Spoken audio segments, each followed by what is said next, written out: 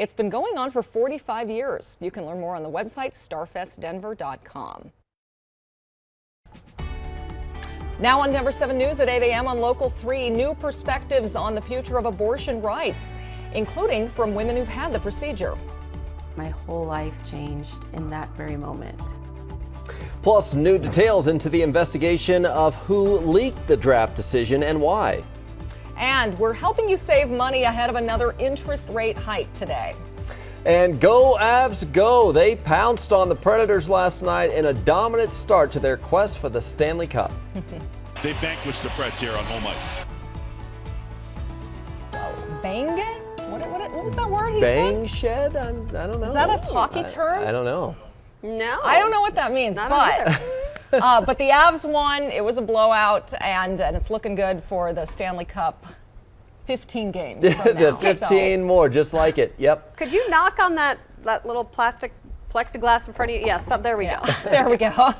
Lisa, yeah, foggy, kind of cool start to the morning, a little more rain out there. Yeah, and we're starting to see some of the showers that, well, were really contained up to the high country now move east. You can see here over the I-25 corridor. So getting in through central parts of Larimer and Boulder counties now, you're going to find more wet conditions there along I-25.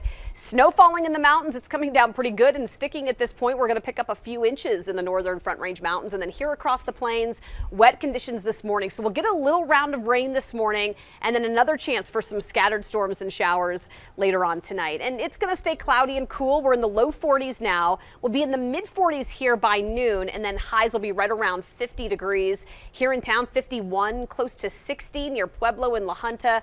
More 30s and 40s, quite a bit colder. It looks and feels very winter-like in the northern mountains right now. For the Rockies game tonight, we have a chance for some scattered storms and showers toward the start of the game, and then some low 40s by about 10 o'clock. So could see some wet conditions. We'll see how that's going to play out for the game itself. But they need to win tonight. What was 10-2 last night? Oh, yeah, it was not good. Yeah. Not good. It was almost as much as the Avalanche game, only the other way around. Yeah. That's right. Right now we have a pretty snowy drive for us up in the foothills in the mountains. Right now this is I-70, and we would be going eastbound right here, going to the Eisenhower-Johnson tunnels. This is the westbound side. It has very slick conditions. Some of the truckers are having an issue with this very slick drive, and even some of the passenger car drive. Look at it, he's starting to slide. You see that? Yeah, it's going to be a little bit tricky. All right, so take a look at the drive that we have over here on Highway 93 between Golden and Boulder, and you see the wet conditions. Lisa was showing us some of the radar and the rain that's falling to the west, so don't be surprised if you see more rain out here and a little bit more splashback and the speed's down just a little bit. The overall drive, the heaviest part is downtown. Basically I-76 all the way down past Mile High. I've been getting reports from drivers. They're not seeing anything in there, but it's about a half an hour's drive. This is just from about 58th Avenue all the way down to 6th Avenue. That's just in there. Now the overall drive, you can tack on another 15 minutes coming in from the North End Freeway, so it's going to be very busy for us all the way to downtown. But the rest of the drive is pretty standard. A lot of traffic in and out of the Denver Tech Center, and quite a bit of traffic on Kipling I've seen on that northbound side getting up to Alameda. A lot going on at this hour. As we head out to the Supreme Court this morning, our country's highest court is on damage control today after a leaked draft decision showed justices are leaning towards overturning 50-year-old Roe versus Wade and the right to an abortion. We're going 360 in depth on the fallout, taking a closer look at the investigation into who leaked the document. We're also hearing from 2 Colorado women with different perspectives after having abortions. Also, Colorado lawmakers are working to strengthen a new law protecting access to reproductive care, including abortion. Denver 7's Christian Lopez, though, kicks off our coverage from our newsroom because Chief Justice John Roberts has ordered an investigation now into the leak. Yeah, Chief Justice Roberts called the leak an egregious breach of trust, and he vowed that any attempt to undermine the integrity of the court would not succeed. That investigation will now be led by the marshal of the court, who's also in charge of the Supreme Court's own police department. But it's still not clear how much experience they have conducting an investigation like this, and that's because a full decision has never been leaked before. And if they did find evidence of a crime, CNN reports that they could refer the case to the Justice Department for prosecution, but there's a very small group of people who could have had access to that document. Just the 9 justices and the people working within their chambers, that's about 50 people in total. The clerks who work with the justices sign an oath that promises that they won't divulge secrets of the process, And there is a very, very small group of people that would be in a position to see a draft opinion and leak it. Colorado Attorney General Phil Weiser, a Democrat who clerked at the court for Justices Byron White and Ruth Bader Ginsburg, also says it's going to be hard for the Supreme Court to gain back the public's trust. Chief Justice Roberts is worried about the legitimacy of the court. And this decision, coupled now with this leak, is a dagger to the court's legitimacy. This is antithetical to how the Supreme Court has operated as an institution committed to a deliberative process that is in a trusted environment. This is a breach of trust.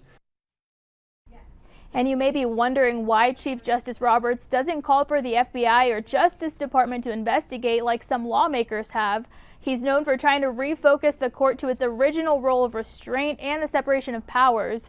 Court watchers say he'll try to avoid getting those agencies involved since they're part of the executive branch.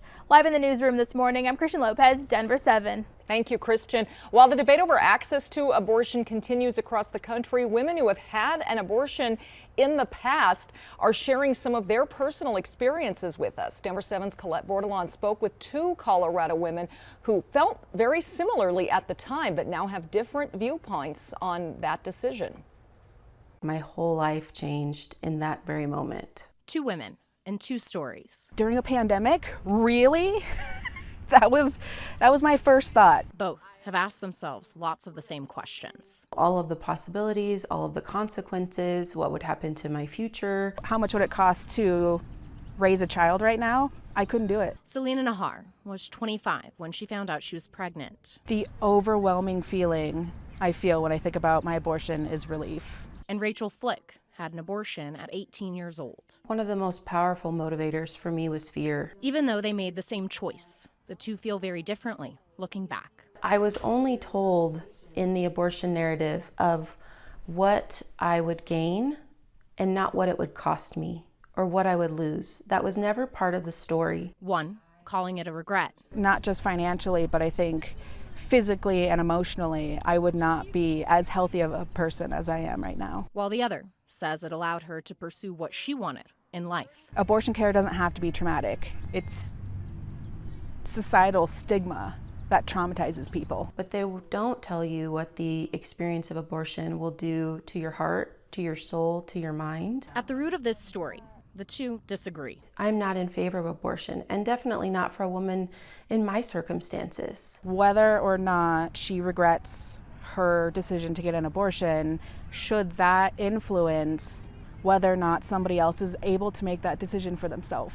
But in their words, they have for each other. I hope that she is able to have the family that she wants. Is a compassion and understanding they share. I would love the opportunity to hear her perspective. I would love to hear her experience.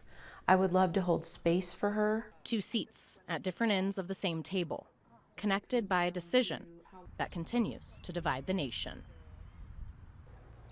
Rachel Flick acknowledged how difficult and expensive pregnancies are, and she says she knows that firsthand now having kids of her own. Meanwhile, Selena Nahar, who works with Cobalt, the largest organization for abortion rights in Colorado, wants to remind people that abortions are still legal and they are accessible in Colorado. Well, with or without Roe versus Wade, Colorado allows abortions. That right was put into law this legislative session. It doesn't mean the law is permanent, though. It is a statutory change, meaning lawmakers or voters could undo it with a simple majority vote. There is an effort right now to create a ballot question that would put the law into Colorado's Constitution. That's in the works for 2024. Anti-abortion groups are also working on a measure of their own. Initiative 56 would ban abortions at all stages of pregnancy except for rare instances like to save the mother's life. Supporters are in the process of collecting signatures to officially get it on the ballot. Abortion, of course, has been one of our country's most divisive issues for more than a generation. In a new poll from ABC News and the Washington Post, 54% of Americans surveyed said the Supreme Court should uphold Roe v. Wade. 28% said it should be overturned. In that same poll, 70% said the decision to have an abortion should be left to a woman and her doctor. 24% said it should be regulated by law. Turning to other news now, borrowing money is about to get more expensive. Today, the Federal Reserve is set to announce another interest rate hike. And Veronica Acosta joins us live looking at the impacts of this on your money. Veronica.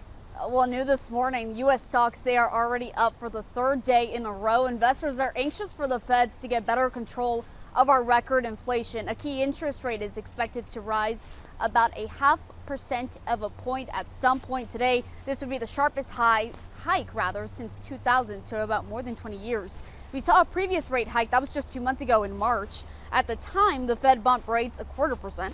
Now, throughout the COVID-19 pandemic, the Federal Reserve helped the U.S. economy by dropping rates to near zero. Now, Feds want to create this so-called soft landing. So that means they're trying to slow the economy enough to control inflation, but of course, not slow it enough to send the country into a recession. If you're wondering this morning, where will I feel this rate increase? How will it impact my life? Experts say credit cards and home equity lines of credit is where you're going to get hit first. Listen to the advice from these experts. Pay down debt. Debt can really be a more significant burden as interest rates rise, and especially so if the economy does slow substantially or end up in a recession. The less debt you have, the better you'll be able to weather the unknown from an economic perspective. And while borrowing money will cost you more, saving money will also pay more as well, and that's the good news. We're live in Denver this morning. I'm Veronica Acosta, Denver 7. Pride on Patrol, the changes to this year's Pride Fest that will see more police involved. And saving historic artwork in Denver, the announcement overnight that will help protect Denver's Chicano heritage.